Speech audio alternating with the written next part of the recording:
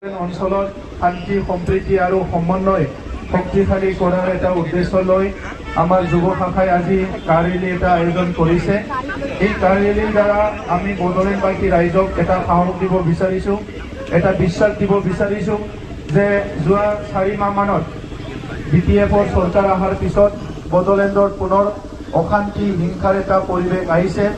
এই পৰিৱেশটো চাই পেলাই যি অৰাজকতা এটা পৰিৱেশ আহিছে, সিন্ডিকেট ৰাজৰ এটা পৰিৱেশ আহিছে, মদ ভাং জুৱা বিভিন্ন মানুহৰ ওপৰত আক্ৰমণ তেনেকুৱা পৰিৱেশ আহিছে।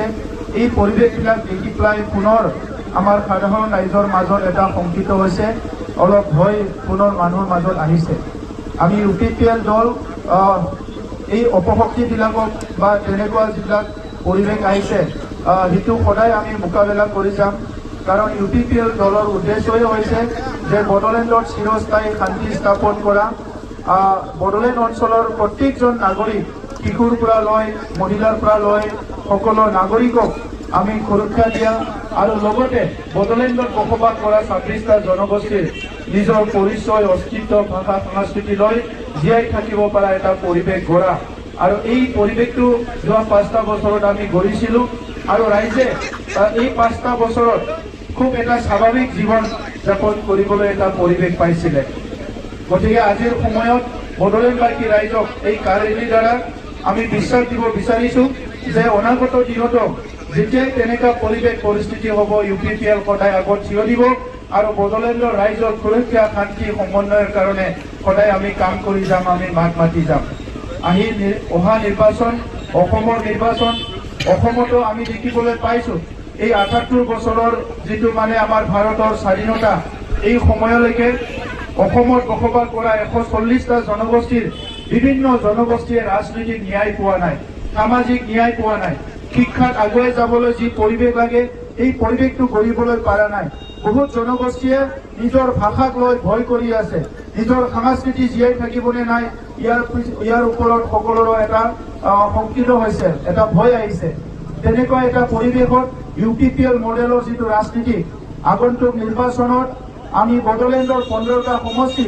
আৰু অসমৰ বিভিন্ন সমষ্টিবিলাকত আমি নিৰ্বাচনত অংশগ্ৰহণ কৰি আমি অসমত এটা সুস্থ চৰকাৰ গঠন কৰাত UPPL দলে ইয়াত অংশগ্ৰহণ কৰাৰ কাৰণে আমি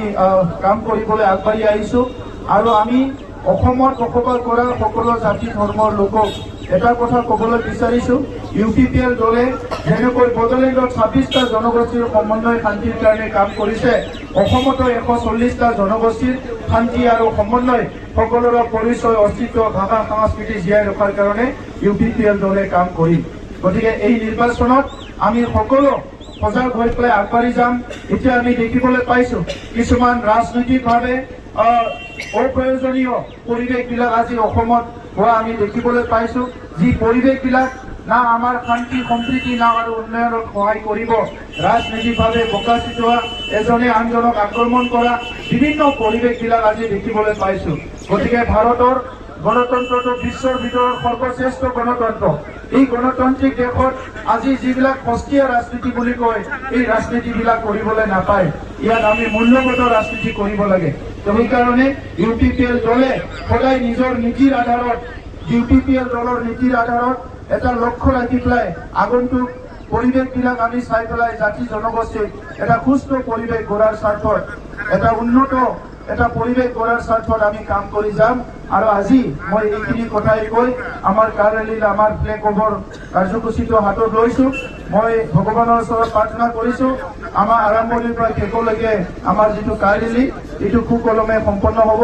আৰু যিটো আজি আমাৰ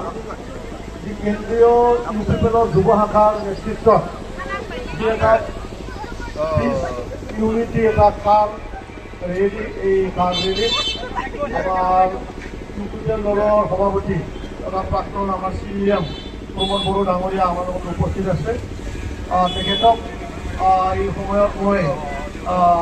এটা ফুলাম গামোচাৰে আমাৰ আহ্বানেৰে সম্বৰ্ধনা জনাবৰ কাৰণে মই অনুৰোধ কৰিছোঁ।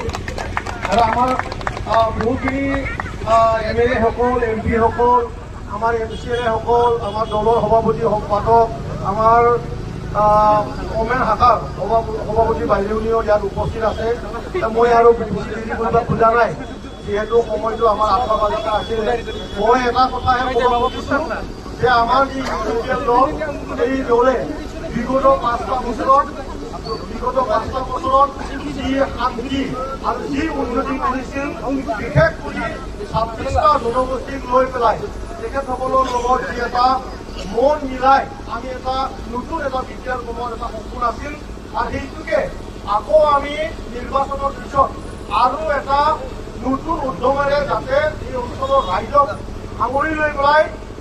নতুন চিন্তাৰে নতুন আকৌ বিদ্যাৰ কৰাব পাৰে তাৰ সংকল্পবদ্ধ হয় আমাৰ যুৱ শাখাৰ পৰা আমি এই পদক্ষেপটো লৈছোঁ তো মই আৰু বিশেষ ক'ব খোজা নাই এই সময়ত আমাৰ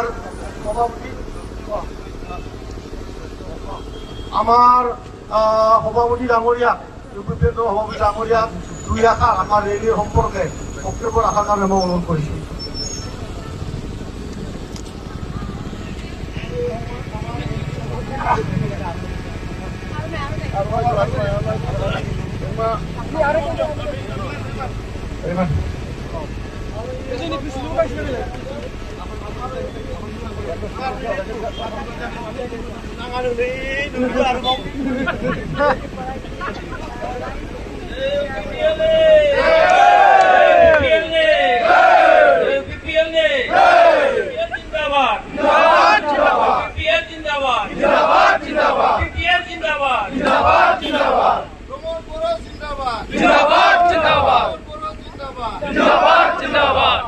আমাৰ যুৱ শাখা আয়োজন কৰা যি একদিনীয়া কাৰ ৰেলী কাৰ্যসূচী আজি ওদালগুৰি আমাৰ এই নলবাৰী ফিল্ডৰ পৰা আৰম্ভ হ'ব আৰু এই মুহূৰ্তত আমাৰ এই কাৰ্যসূচীত উপস্থিত গেট দিছে